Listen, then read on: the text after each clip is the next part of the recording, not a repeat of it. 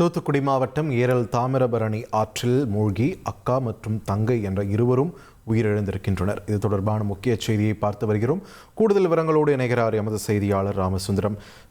வணக்கம். இந்த சம்பவமானது எப்பொழுது நடைபெற்றது? 2 பேரின் உடல்களும் மீட்கப்பட்டிருக்கிறதா? என நிலவரம் விரிவாக பதிவு பண்ணுங்க.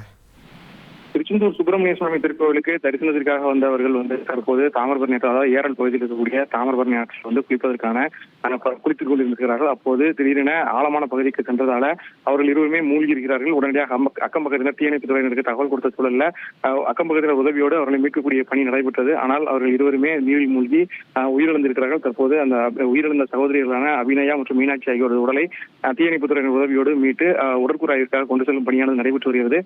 இங்கு எதற்காக வந்தார்கள் என்பது குறித்தான விசாரணை போலீசார் ஒருபுறம் மேற்கொண்டிருக்கக்கூடிய சூழல்ல சுற்றுலாவிற்கு வந்த சுற்றுலா பயணிகள் என்பது முதற்கட்டமாக தெரிய வந்திருக்கிறது.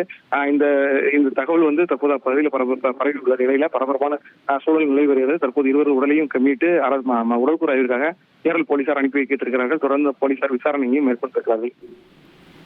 நன்றி ராமசுந்தரம், உங்கள் தகவல்களுக்கு. இனி செல்லும் இடமெல்லாம் செய்தி.